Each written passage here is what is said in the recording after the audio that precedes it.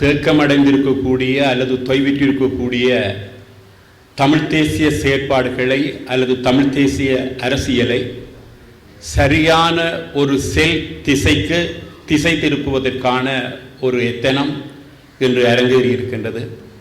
அந்த வகையில் அதில் நானும் ஒரு பங்காளராக, தமிழ் தேசிய பசுமை இயக்கமும் ஒரு பங்கேற்பாளராக கையெழுத்திட்டதையிட்டு நான் பெருமை அடைகின்றேன். வரலாறு அந்தந்த காலகட்டங்களுக்குரிய வெற்றிகளையும் தோல்விகளையும் சரிகளையும் பிழைகளையும் கொண்டிருக்கின்றன.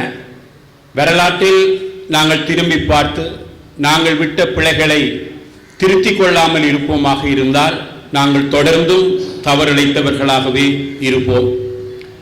யுத்தத்திற்கு பின்னர் அந்த இரத்த நெடில் எங்கள் மண்ணை விட்டு காயாத அந்த நேர பொழுதில் சரத் பொன்சேகா அவர்களுக்கு நாங்கள் ஆதரவு அளிக்குமாறு கோரப்பட்டோம். உண்மையில் இந்த முன்வரிசையில் இருக்கக்கூடிய அரசியல் கட்சி தலைவர்கள் பலர் அதனை எதிர்த்தார்கள். அவ்வாறான ஒரு நிலை வேண்டாம் என்று சொல்லி கூட சொன்னார்கள். ஆனால் கட்சிகளுக்கு அதாவது தலைமைக்கு கட்டுப்பட வேண்டும் என்கின்ற நிலையில் சரத் பொன்சேகாவுக்கு வாக்களிப்பதற்கு விருப்பம் இல்லாமலே பலர் கோரியிருந்தார்கள். இப்பொழுது அவர் இராணுவத்தின் மீது வெறுப்பு இருந்திருந்தால் எனக்கு தமிழ் மக்கள் வாக்களித்திருப்பாரா என்று சொல்லி கேட்கின்ற நிலை இருக்கின்றது. ஆகவே நாங்கள் எடுத்த நிலைப்பாடு பிழை என்கின்றதை இன்று நாங்கள் உணர்ந்திருக்கின்றோம் கண்ணுக்கு முன்னாகவே. ஆகவே வரலாற்றில் நாங்கள் ஒரு சரியான திசை திருப்பலுக்காக இந்த பொது வேட்பாளர் விடயத்தை கையெழுத்திருக்கின்றோம். இதில் சிவில் அமைப்புகள், தமிழ் மக்கள் பொதுச்சபை, தமிழ் தேசிய அரசியல் கட்சிகள் இணைந்திருக்கின்றன.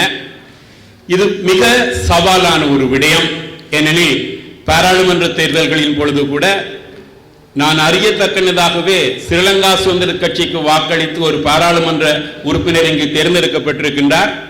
அவர்களுக்கு வாக்களித்தவர்களை கோருகின்ற பொழுது ஸ்ரீலங்கா சுதந்திர கட்சியிலும் ஒரு தமிழ் தேசிய அணி இருக்கின்றதாக சொன்னார்கள். ஆகவே அந்த வேட்பாளருக்கு வாக்களித்தேன் என்று சொல்லி சொன்னவர்கள் இருக்கின்றார்கள். அந்த சவாலை நாங்கள் முறியடிக்க வேண்டும்.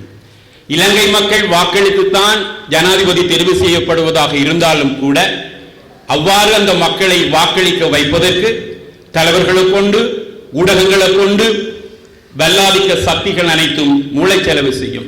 இந்த மக்களுக்கு எந்த ஜனாதிபதி தேவை என்பதிலும் பார்க்க தங்களுடைய நாட்டுக்கு இங்கே இந்த ஜனாதிபதி கதிரையில் எவர் இருந்தால் தங்களுடைய நாட்டினுடைய நலனுக்கு நன்மை என்று தீர்மானிக்கின்ற அந்த சக்திகளுடன் எதிர்த்து நாங்கள் போராட வேண்டியிருக்கும். நிச்சயமாக பொது வேட்பாளர் என்கின்ற தமிழ் அரசியல் வரலாற்றினுடைய திருப்பு முனையாக போகின்ற இந்த விடயத்தை கையில் எடுத்து வெற்றியடைவு செய்வதற்கு தமிழ் தேசிய பசுமை இயக்கம் தனது சக்திக்கும் அப்பாற்பட்டு உழைக்கும் என்று கூறி விடைபெறுகின்றேன். வணக்கம்.